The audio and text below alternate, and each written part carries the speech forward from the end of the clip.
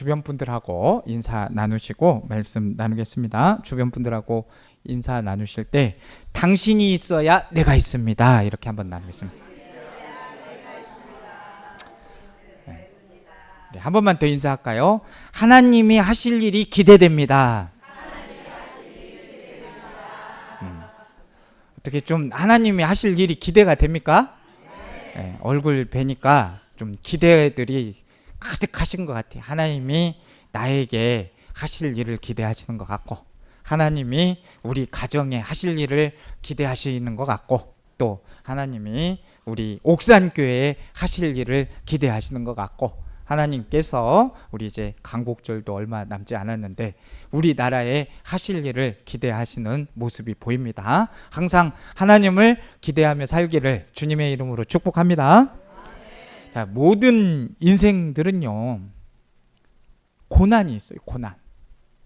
예수를 믿으면 모든 고난이 해결될 거다 이렇게 생각을 하죠. 근데 과연 그렇습니까? 잘 아시다시피 예수를 믿어도 삶의 고난이 있습니다. 성경에서 말씀하는 고난에 대해서 잠깐 살펴보면 이 베드로전서 2장 20절 말씀을 보시게 되면 죄가 있어 매를 맞고 참으면 무슨 칭찬이 있으리요 말씀을 합니다. 그러니까 죄를 짓고 그 죄의 대가를 치르는 고난은 당연한 고난이라는 겁니다. 이 자신의 실수나 그 죄의 대가를 치르는 고난은 당연한 고난입니다. 자신의 실수나 잘못으로 고난당하여 참고 견디는 것은 당연한 일이지요. 아담이 죄를 지었습니다. 그 죄를 지은 후에 모든 인간은 아담의 죄와 자신이 이 죄로 지은 것으로 인해서 그에 대한 고난이나 이 형벌을 받게 되었습니다. 이것은 잘못하여 매맞은 고난이겠지요. 반면 베드로전서 3장 17절 말씀을 보시면 선을 행함으로 고난받는 것이 하나님의 뜻일진데 라고 말씀을 하고 있습니다. 자신의 잘못과는 전혀 상관없는 하나님의 뜻을 이루는 고난인 것이죠. 성경에서 선은 하나님이 기뻐하시는 일이다라고 말씀하고 있습니다. 그러니까 세상 기준의 선하고 성경에서 말하는 선의 기준은 다른 것이죠. 성경에서 말하는 선은 무엇이라고요? 예, 우리 윤희 권사님 아주 크게 대답 잘해 주셔서 감사합니다. 하나님이 기뻐하시는 일이 선이다라고 성경은 말씀하고 있습니다. 하나님이 기뻐하시는 일을 행함으로 고난을 받는다는 것입니다. 그 대표적인 예가 예수 그리스도의 십자가 고난이지요. 하나님의 뜻을 이루기 위해서 십자가를 지신 예수님의 고난은 세상 사람들이 도저히 이해할 수 없는 그런 고난입니다. 나의 죄로 고난받고 있다면 죄를 우리가 뉘우치고 하나님께 돌아와야 할 것이고, 까닭 없이 고난을 받는다면 고난 속에서 하나님의 뜻을 알게 해주시라고 기도를 드려야 합니다. 자, 오늘 본문에서 사도 바울은요, 고난 가운데 있는 성도들을 향해서 아주 귀한 말씀을 전해주고 있습니다. 생각하건대 현재의 고난은 장차 우리에게 나타날 영광과 비교할 수 없다라고 했습니다. 이 말씀의 이 구절의 표현을 조금 바꾸어 보면 이렇습니다. 지금 우리가 겪고 있는 이 고난은 앞으로 하나님께서 우리에게 주실 영광에 비하면 아무것도 아닙니다라는 말이 돼요.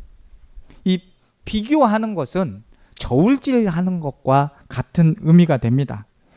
어느 것이 더 무거운 것인지 따지는 것이 비교하는 것 아니겠습니까? 그런데 고난과 영광을 비교하기 위해서 저울질을 하는데 어떤 결과가 나올까요? 이 영광과 고난, 이거를 저울질할 때 어느 것이 더 무거운 저울질이 될까요? 비교할 수가 없는 거예요. 측정 불가입니다. 웬만큼 무게 차이가 있어야 비교가 되는데 고난과 영광은 그 차이가 너무 커서 비교가 안 되는 것입니다. 고난은 잠시 동안 가벼운 것이고 영광은 영원하고 지극히 무거운 것입니다. 시간도 잠깐, 영원으로 비교가 안 되고 무게도 쇠틀처럼 가볍고 바위처럼 무거워 비교가 안 되는 것입니다. 사도 바울은 이 말씀을 고난 중에 있는 성도들에게 주고 있습니다. 그들 중에는 믿음을 지키는 것이 너무 힘이 들어서 신앙을 포기하고 싶은 그런 사람도 있었을 것이고, 이렇게까지 고생하면서 신앙생활을 해야 하나 하면서 불평하고 싶은 사람도 있었을 것입니다. 복을 받기 위해서 예수를 믿는데 웬 고난이냐며 하나님께 따지고 싶은 사람도 있었을 것입니다. 바울은 그런 고난 가운데 있는 성도들을 향해서 오늘 말합니다. 지금 힘든 거 앞으로 받을 영광을 생각하면 아무것도 아니다라고 하는 겁니다. 바울은 조금만 더 참아 주십시오. 하나님이 반드시 갚아 주십니다. 이런 말에 그렇다면 누군가는 이렇게 물을 수도 있겠지요. 바울 당신은 어떻게 그렇게 말할 수 있습니까? 무슨 근거로 그렇게 확실하게 확고하게 말할 수 있습니까? 무슨 근거로 그렇게 확신을 하는 겁니까? 그런데 바울은 그렇게 말할 수 있는 확실한 근거가 있었습니다. 하나님의 영광을 미리 보았기 때문입니다. 고린도후서 12장 말씀을 보면 바울은 자기가 어떤 체험을 했는지 고백합니다. 14년 전에 셋째 하늘에 올라갔다고 하지요. 셋째 하늘은 바로 천국을 가리키는 말입니다. 바울은 셋째 하늘에서 사람의 언어로는 도저히 다 표현할 수 없는 놀라운 것을 보고 들었다고 말합니다. 그 영광이 얼마나 크고 놀라웠는지 그는 세상의 모든 것을 배설물처럼 여기며 오직 주님을 위해 죽기까지 충성하겠다고 고백했습니다. 장차 나타날 영광을 알기에 바울은 고난받는 성도들에게 담대히 말할 수 있었습니다. 지금 당하는 고난 괜찮습니다. 참고 견디세요. 그 영광은 상상도 못할 만큼 큽니다. 우리가 받을 영광은 상상도 못할 만큼 큰 줄로 믿습니다. 고난을 견디면 우리에게도 그 영광이 준비되어 있는 줄로 믿습니다. 예수를 믿는다는 것은 우리 인생에 있어서 가장 귀하고 잘한 일 아닙니까? 여러분 그렇게 생각하세요? 그렇습니다. 우리가 예수를 믿어서 우리 인생에서 가장 귀하고 잘한 일을 한 겁니다. 이보다 더 큰 복이 어디 있어요? 이보다 더 잘 선택한 일이 어디 있겠습니까? 지금은 그 사실을 다 알지 못하고 지나갈 수도 있어요. 그러나 우리는 반드시 알게 될 겁니다. 장차 하나님 나라에 들어갈 때 우리는 다시 고백하게 될 것입니다. 내가 예수 믿은 것이 참 잘한 일이구나. 한번 따라하겠습니다. 내가 예수 믿은 것을 참 잘한 일이구나. 다시 한번요. 내가 예수 믿은 게 참 잘한 일이었구나. 이보다 더 큰 복이 없구나. 진심이세요? 진심이기를 바랍니다. 그때는 그냥 이런 고백하면서 감격할 줄로 믿습니다. 그 하나님 나라에 서서 내가 예수 믿는 거 너무 잘했구나. 이런 고백이 안 나올래야 안 나올 수가 없습니다. 이 기독교 역사에서 가장 위대한 역사 설교자로 뽑히는 크리소스톰이라는 초대교회의 이제 사제가 있었는데 안디옥에서 사역을 하게 되었습니다. 그는 세상 모든 사람들이 겪는 고난을 다 합쳐도 하나님 나라의 영광 1초도 안 된다라고 말했습니다. 참 이런 분들은 어찌 이렇게 주옥과 같은 명언을 말하는지 모르겠어요.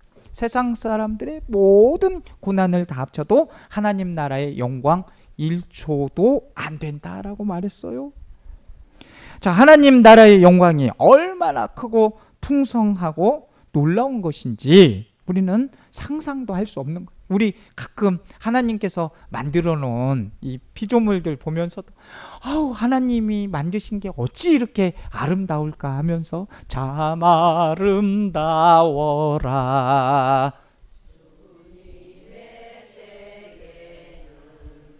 계속 찬양하고 싶지만 아무튼 이러면서 그 피조물만 보고도 행복하고 즐거워 하시는데 하나님 나라의 영광을 보고 풍성한 그 놀라운 것들을 보면은 우리가 상상을 할 수가 없는 거예요.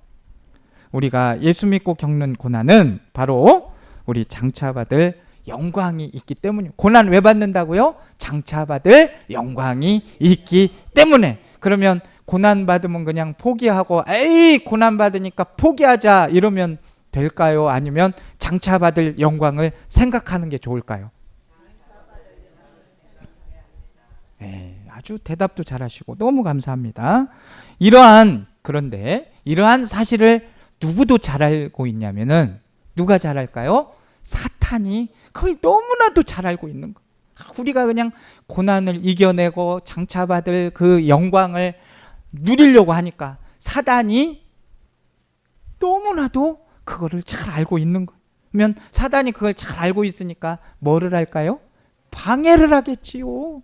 우리가 그냥 예수 못 믿게 하려고 조금 더 열심히 하려고 하면 에이 저기 더 좋은 게 있는데 뭐 하려고 거기를 가냐고 막 유혹하지 않겠습니까? 어떻게 해야 하든지 사단은 우리가 하나님이 기뻐하시는 일 못하게 하려고 막습니다. 믿음의 길을 걸어가지 못하도록 방해하고 미혹하는 거 누구의 역할이다? 사단의 역할이다 이겁니다. 자기 자신은 절대 들어갈 수 없는 그 영광에 우리가 들어간다는 것이 사단이 얼마나 배가 아프겠습니까? 그래서 너무 자기는 속상하니까 우리도 못 들어가게 하려고 막 흔들고 방해하고 미혹하는 것입니다. 그래서 우리에게 뭐를 하게 만들려고 하는 거예요? 포기하게 만들려고 하는 것입니다. 그러니 예수님을 믿으며 고난이 있다는 것은 우리가 영광의 길 가고 있다는 증거인 줄 믿으시기 바랍니다. 혹시 고난받고 있습니까? 식구들로 인해서, 주변의 사람들로 인해서 고난받고 있습니까? 여러분, 하나님께서 영광의 길로 인도하게 하시려고 하는 줄로 믿습니다. 고난을 끝까지 견디는 사람은 반드시 영광에 들어가게 되는 것입니다.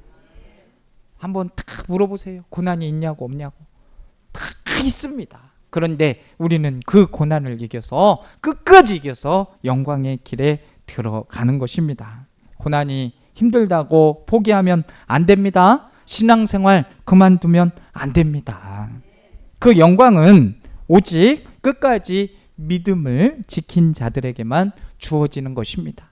마라톤 얼마나 힘듭니까? 42.195km를 달려야 되는데요.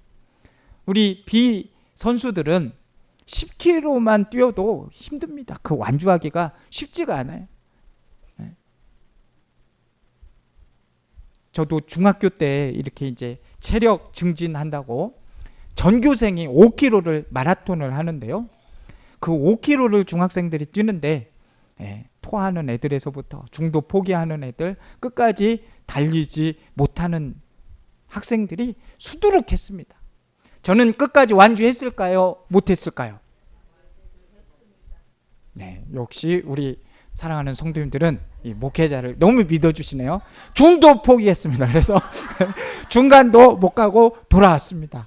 근데 참 아쉽더라고요. 끝까지 갔어야 되는데 제가 그렇습니다. 근데 그만큼 쉽지가 않다는 거예요. 그렇지만 그 끝까지 다녀온 친구들은 얼마나 그 기쁨이 있고 평생 추억이 있겠습니까? 근데 이거하고 비교가 되는 게 아닙니다. 우리는 끝까지 이 고난을 이기고 완주를 하게 되면 하나님 나라의 영광이 있게 되는 것입니다. 그래서 지금의 고난을 잘 견딜 수 있는 저와 우리 성도님들 되시기를 주님의 이름으로 축복합니다.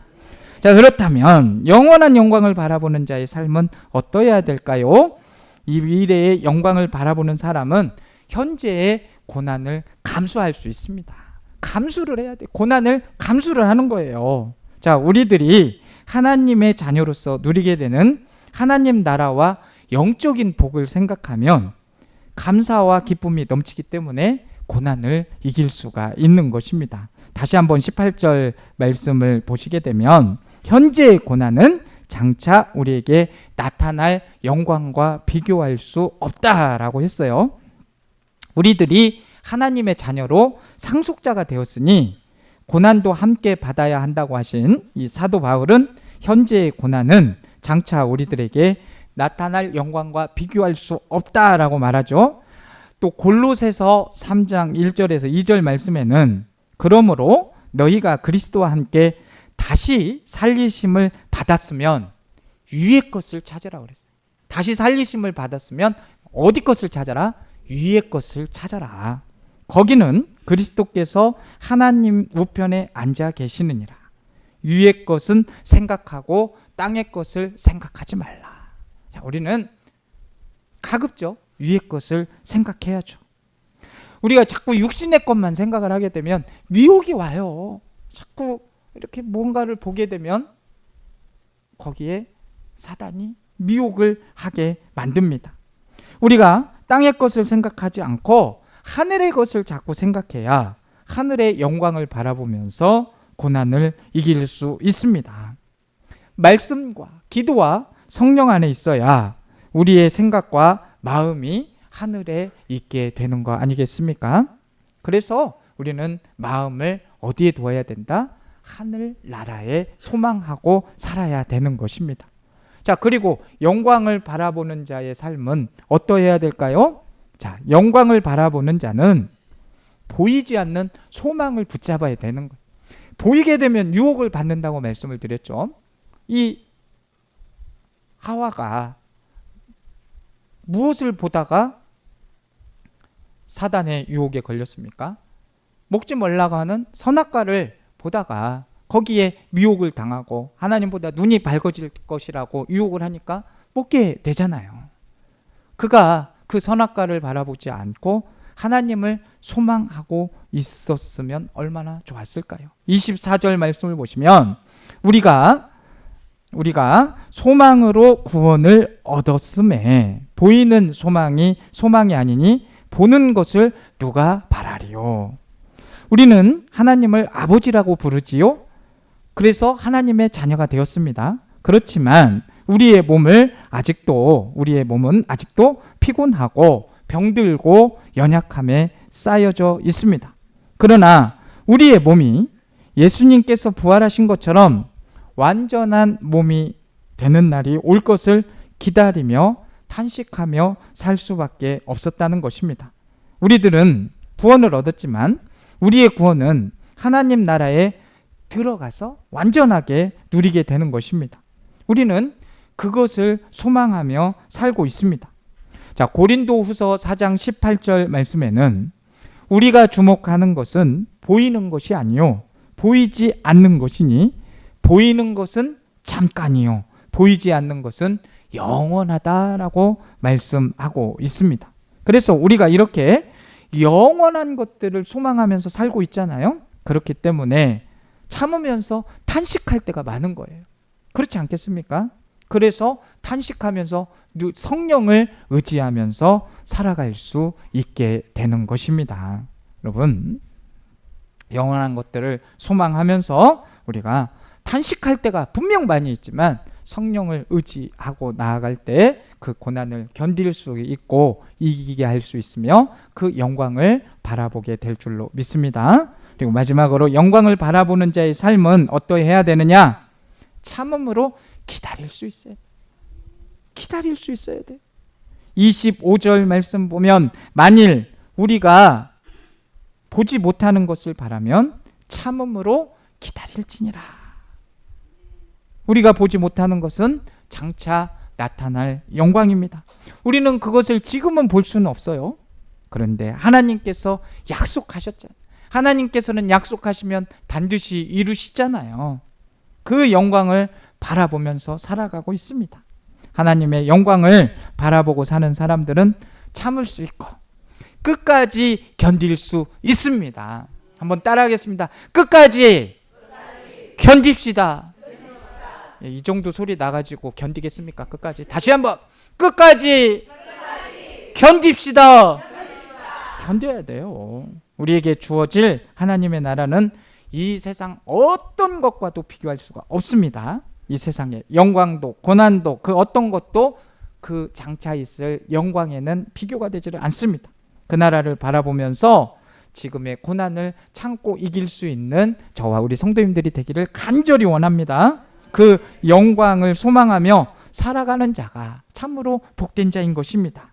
그 영광을 위해서 주님이 오셨고 주님이 십자가 지셨고 주님께서 부활하신 겁니다. 보이는 세상의 것이 아니라 보이지 않는 영원한 하나님 나라를 바라보며 끝까지 참고 기다리는 믿음의 사람들 되시기를 주님의 이름으로 축복합니다.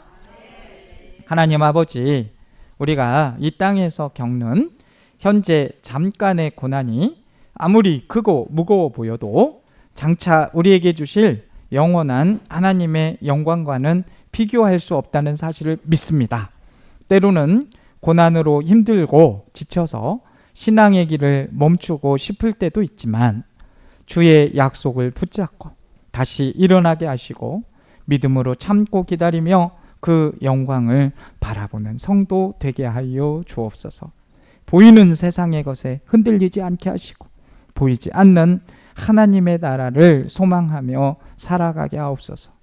주님 오시는 그날까지 끝까지 믿음을 지키며 영광의 주님을 찬송하는 우리 모두가 되게 하여 주옵소서. 예수님의 이름으로 기도드립니다. 아멘.